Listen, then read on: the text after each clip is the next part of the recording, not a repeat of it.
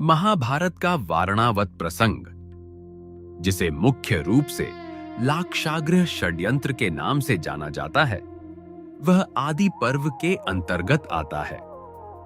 यह महाभारत की सबसे रोमांचक और महत्वपूर्ण घटनाओं में से एक है, जिसने पांडवों के जीवन को पूरी तरह परिवर्तित कर दिया। राजा पांडु की मृत्यु के बाद पांडव अपनी माता कुंती के साथ हस्तिनापुर में ही रहने लगे थे। भीष्म, विदुर और द्रोणाचार्य के संरक्षण में उन्होंने शिक्षा प्राप्त की और धीरे-धीरे संपूर्ण आर्यावर्त में अपनी प्रतिभा के कारण प्रसिद्ध होने लगे। युधिष्ठिर की धर्मप्रियता, भीम की अद्वितीय शक्ति और अर्जुन की अनुपम धनुर्विद्या ने उन्हें जनता का अत्यंत प्रिय बना दिया था। हस्तिनापुर की प्रजा यह मानने लगी थी कि राज्य का वास्तविक उत्तराधिकारी युधिष्ठिर ही होना चाहिए।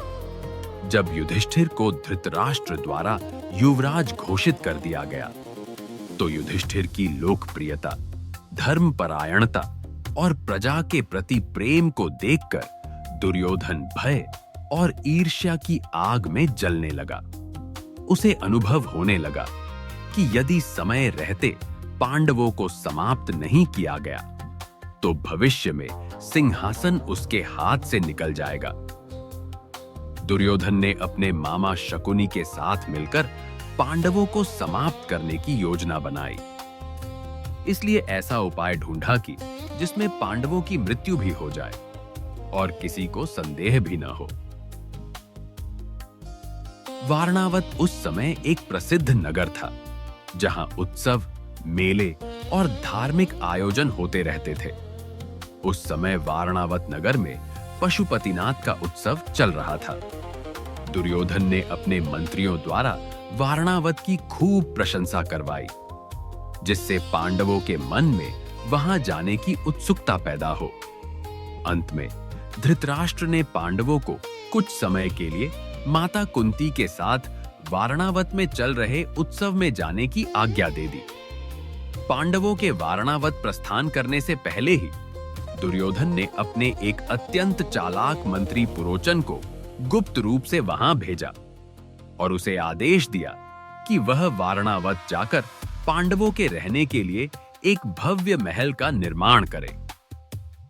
दुर्योधन ने पुरोचन को उस महल के निर्माण में सन, घी, लाख अर्थात लाक्षा, चर्बी और अत्यधिक ज्वलनशील पदार्थों का उपयोग करने का निर्देश दिया, ताकि बाहर से वह महल बिल्कुल सामान्य दिखाई दे, परंतु आग लगते ही पल भर में भस्म हो जाए। इस महल को लाक्षागृह कहा गया। योजना यह थी कि आधी रात को जब पांडव और कुंती सो रहे होंगे, तब पुरोचन उसमें आग लगा देगा और सब कुछ एक दुर्घटना जैसा प्रतीत होगा। जब पांडव वारणावत के लिए रथ से प्रस्थान कर रहे थे, तब चतुर और दूरदर्शी महामंत्री विदुर को दुर्योधन की इस चाल का आभास हो गया। विदुर ने युधिष्ठिर को सचेत करने के लिए सबके सामने सांकेतिक भाषा में बात की। विदुर ने युधिष्ठिर को समझाते हुए कहा कि जो व्यक्ति शस्त्र न होते हुए भी अपने शत्रु के घातक उपायों को जानता है, वह स्वयं की रक्षा कर लेता है। उन्होंने आगे कहा कि जो मनुष्य घास फूस से बने घर और अग्नि के विनाशकारी स्वभाव को अच्छी तरह समझता है और एक छोटे चूहे के भांति जमीन के नीचे बिल बनाकर खुद को सुरक्षित रख लेता है, वह कभी भी नष्ट नहीं होता। युधिष्ठिर विदुर के इस गुप्त संदेश को समझ गए कि उनका निवास स्थान अत्यंत ज्वलनशील है और उन्हें सुरंग के रास्ते बचना होगा। वारणावत पहुंचने पर पुरोचन ने पांडवों का भव्य स्वागत किया और उन्हें लाक्षागृह में ठहराया। युधिष्ठिर ने महल की दीवारों को छूकर भीम को धीरे से बताया कि यह भवन पूरी तरह घी और लाख से बना है।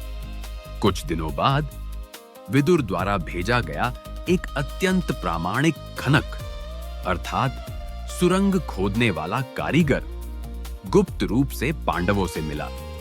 पांडवों की सुरक्षा के लिए उसने महल के ठीक बीचों बीच से लेकर गंगा नदी के तट और पास के घने जंगल तक निकलने वाली एक विशाल गुप्त सुरंग का निर्माण कर दिया। पांडव दिन में नगरवासियों से मिलते जुलते, उत्सवों में भाग लेते और सामान्य जीवन जीते दिखाई देते एवं शिकार के बहाने बाहर जाते ताकि वहां के रास्तों को समझ सकें और रात में उसी लाक्षागृह में सोते ताकि पुरोचन को कोई संदेह न हो। समय बीतने पर जब सुरंग पूरी तरह तैयार हो गई तो युधिष्ठिर ने वहां से निकलने की योजना बनाई। माता कुंती ने ब्राह्मणों और भूखों के लिए एक बड़े भोजन का आयोजन किया। उस भोजन में एक निषाद स्त्री अर्थात भील महिला अपने 5 पुत्रों के साथ आई थी। अत्यधिक मदिरा पान और भोजन करने के कारण वे सब वहीं महल के एक कोने में बेहोश होकर सो गए। पुरोचन भी अपने कक्ष में गहरी नींद में सो गया। उसी रात भीमसेन ने सबसे पहले पुरोचन के कक्ष के द्वार को बंद किया और फिर लाक्षागृह के भंडार गृह सहित चारों तरफ आग लगा दी। आग की लपटें उठते ही भीम, युधिष्ठिर, अर्जुन, नकुल, सहदेव और माता कुंती को लेकर तुरंत उस गुप्त सुरंग के रास्ते बाहर निकल गए। जब सुबह हुई तो पूरा महल राख का ढेर बन चुका था। नगरवासियों और कौरवों के गुप्तचरों ने वहां पुरोचन के शव के साथ निषाद महिला और उसके 5 बेटों के जले हुए शव देखे। सभी ने मान लिया कि माता कुंती के साथ 5 पांडव जलकर मर चुके हैं। यह बात जानकर दुर्योधन अत्यंत प्रसन्न हुआ और उसने स्वयं को भविष्य का निर्विवाद उत्तराधिकारी समझना प्रारंभ कर दिया।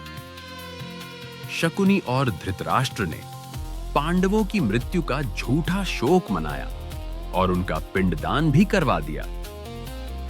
दूसरी ओर विदुर जी द्वारा गंगा तट पर भेजी गई नाव की मदद से पांडव गंगा पार कर गए और व्यास जी की सलाह पर एक चक्रा नगरी में ब्राह्मणों का वेश धरकर गुप्त रूप से रहने लगे।